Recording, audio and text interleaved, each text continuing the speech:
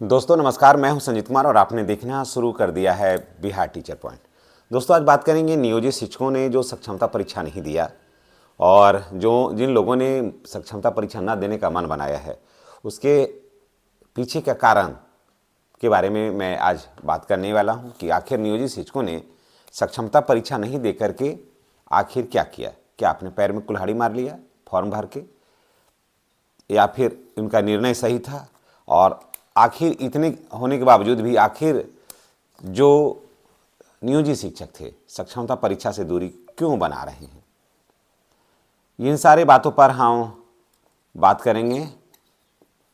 और अगर आप चैनल पर नए हैं तो चैनल को आप सब्सक्राइब कर लीजिएगा और बेल आइकन को दबाइएगा ताकि वीडियो का नोटिफिकेशन आपको शुरू हो। देखिए, जैसे ही सक्षमता परीक्षा का फॉर्म आता है या कुछ होता है तो सबसे पहले सरकार से पहले जो विशिष्ट शिक्षक बने हैं, समझ गए, वो हल्ला करने लगते हैं डॉक्यूमेंट्स डॉक्यूमेंट्स डॉक्यूमेंट्स, क्योंकि ये वहाँ से वहाँ गए हैं। मैं किसी के जाने और आने के लिए मैं सवाल नहीं उठाता हूँ। मैं ये नहीं कहता कि आप सक्षमता परीक्षा दीजिएगा या नहीं दीजिएगा, आप समझिए, लेकिन डॉक्यूमेंट्स का मुद्दा उठाते हैं बहुत ज़ोर शोर से, समझ गए। और वो लोग जो कमेंट किए हैं उन्हीं को लेकर के मैं आपके समक्ष आया हूँ कि डॉक्यूमेंट्स गलत है, इसके वजह से ये लोग सक्षमता परीक्षा नहीं दिए हैं।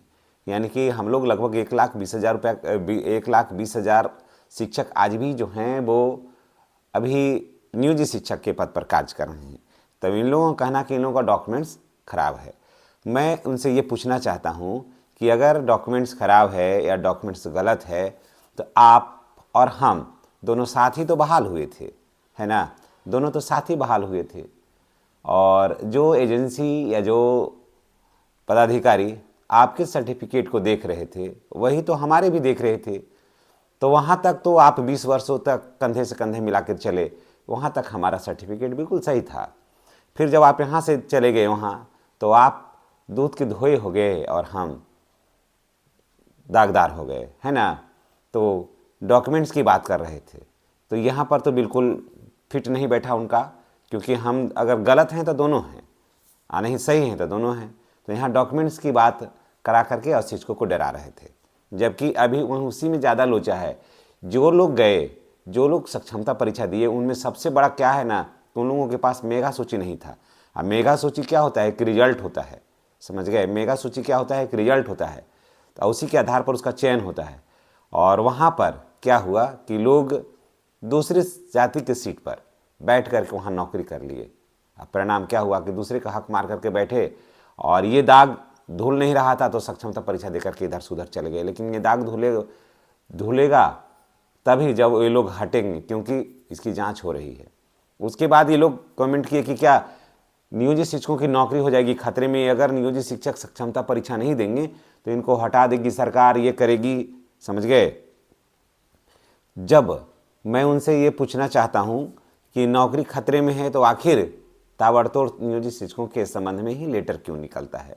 आखिर नियोजित शिक्षकों के संबंध में लेटर क्यों निकलता है कि इनको प्रमोशन दीजिए, इनको वरीयता दीजिए, ये सारा कुछ दीजिए? आखिर क्यों नहीं निकलना चाहिए था? अगर गलत है तो नहीं निकलना चाहिए था, लेकिन बार बार ही निकलता है। पहले नियोजित शिक्षकों के बारे में ही निकलता है। फिर उनका था कि इनका वरीयता नहीं मिलेगा, रजिस्टर में सबसे नीचे रहेंगे, तो विशिष्ट शिक्षक से ऊपर हो गए, क्योंकि नियोजित शिक्षकों का योगदान तिथि पहले है। अब वरीयता का यही है कि वो प्रशिक्षित होना चाहिए और नियुक्ति तिथि पूर्व का होना चाहिए। तो ऑलरेडी जो नियोजित शिक्षक हैं वो प्रशिक्षित हैं और योगदान तिथि भी इनसे पहले का है। तो यहाँ पर भी ये हार गए, बेनकाब हो गए यहाँ। उसके बाद क्या हुआ, फिर ये लोग करने लगे कि सरकारी लाभ से वंचित हो जाएंगे, है ना, कि जो भी नियोजित शिक्षक हैं सरकारी लाभ से वंचित हो जाएंगे, इनको किसी तरह का प्रमोशन नहीं मिलेगा, किसी तरह का इनको इंक्रीजमेंट नहीं मिलेगा, जबकि ऑलरेडी सारा कुछ नियोजित शिक्षकों को मिल रहा है। स्नातक ग्रेड में प्रोन्नति है तो स्नातक ग्रेड में प्रोन्नति के लिए सक्षमता पास होना तो कहीं जरूर नहीं है। जरा जो भी देखिए शिक्षक हैं, चाहे मैं ये नहीं कह रहा हूँ कि आप नियोजित हैं या विशिष्ट हैं, दोनों थोड़ा सा देख लीजिए कि मैं जो कह रहा हूँ उसमें क्या सच्चाई है या नहीं है। अगर कोई अभी आज के डेट में नियोजित शिक्षक है या कोई आज के डेट में विशिष्ट शिक्षक है, कहीं लग रहा है कि ये नियोजित शिक्षक हैं तो इनको कम है और हम विशिष्ट शिक्षक हैं तो हमको ज़्यादा है, स्नातक ग्रेड में प्रोन्नति की भी बात है, तो स्नातक ग्रेड में प्रोन्नति होने के लिए आपको सक्षमता पास होना जरूरी नहीं है। आप सक्षमता पास हैं, सक्षमता फेल हैं, सक्षमता नहीं दिया, ये कोई मायने नहीं रखता है। अगर आपकी सेवा कंटिन्यू है और आपने जो ट्रेनिंग किया है वो 12 वर्ष हो चुका है, तो आपको बिल्कुल होगा।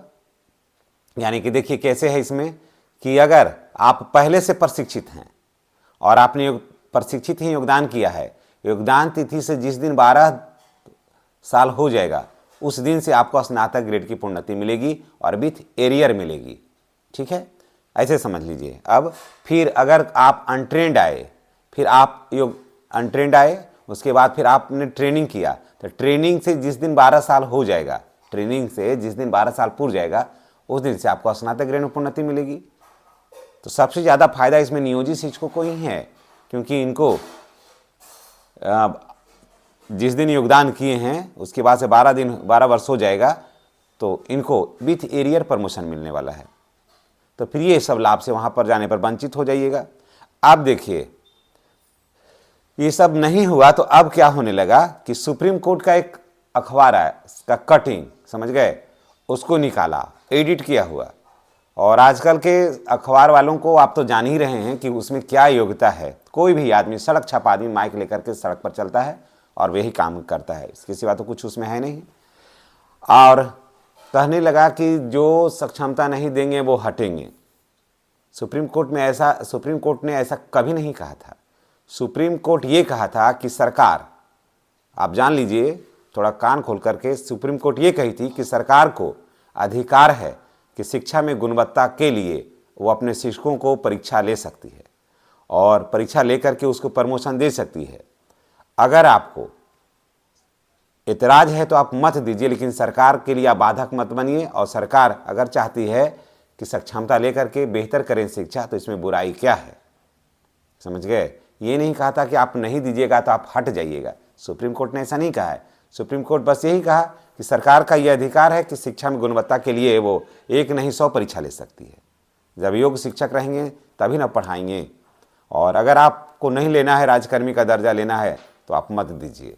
बस यही बात हुई थी। अब इसको घुमा घुमा करके दे रहा है ना। जो ये बात कही थी कोर्ट कि आपको एतराज क्या है, तो इसको लोग क्या कर दिया कि अगर सक्षमता नहीं दीजिएगा तो आप हटिएगा। वो कोर्ट ये कही थी कि अगर आप सक्षमता नहीं दीजिएगा तो आप राजकर्मी नहीं बनिएगा, बस यही कही थी कोर्ट। तो नहीं बनेंगे, जो वर्तमान शर्त पर राजकर्मी है नहीं बनेंगे, उसमें दिक्कत क्या है। और या फिर नहीं बने, फिर सवाल किया कि प्रमोशन नहीं होगा। बाद में देखिए कि विशिष्ट वाले से पहले ही प्रमोशन का लाभ नियोजित शिक्षकों को मिला। अब आपको लग रहा है कि कहीं सक्षमता नहीं दिए हैं या बहिष्कार किए हैं या फेल हो गए हैं तो कहीं कोई लाभ हानि नहीं ना। अब देखिए सक्षमता नहीं देने के पीछे का कारण जानिए। नियोजित शिक्षक सक्षमता देने से भागते नहीं हैं, भाग नहीं रहे, परीक्षा से देने से भाग नहीं रहे, एक भी नहीं। मेन बात देखिए यहाँ ये है कि हम 20 वर्षों से सेवा दे रहे हैं, हमारी सेवा का क्या होगा। 20 वर्ष से जो हम सेवा दे रहे हैं, हमारी सेवा का क्या होगा। एक, हमें समान काम समान वेतन दीजिए ना, हमें समान काम समान वेतन दीजिए। हम लोग परीक्षा देते हैं, बनाइए उस पर राजकर्मी देते हैं। पुराने पेंशन स्कीम चालू करिए, ओल्ड पेंशन स्कीम जो है उसको चालू करिए। हम लोग देते हैं परीक्षा से भाग नहीं रहे हैं। अगर कोई नहीं देगा तो हम अकेले ही देंगे परीक्षा, लेकिन लाइए उसको, तब वो नहीं देंगे तो क्या देंगे, जो मिल रहा है वही देंगे, तो फिर क्यों दे परीक्षा हम। तो इस बात को लेकर के नियोजित शिक्षक जो हैं वो सक्षमता परीक्षा नहीं दे रहे हैं। अब लोग जो हैं, और यही मांग थी हमारी, हम लोगों का शुरू से क्या मांग था, समान काम समान वेतन, यही ना मांग था। और पुराना पेंशन स्कीम, ये मांग था हम लोगों का। तो ये मांग तो मानना नहीं जा रहा है। सिर्फ वर्तमान शर्तों पर राजकर्मी बनना है, तो राजकर्मी कैसे बने। वर्तमान शर्त में राजकर्मी में कोई वजन भी नहीं, कोई जान ही नहीं, तो कैसे बने।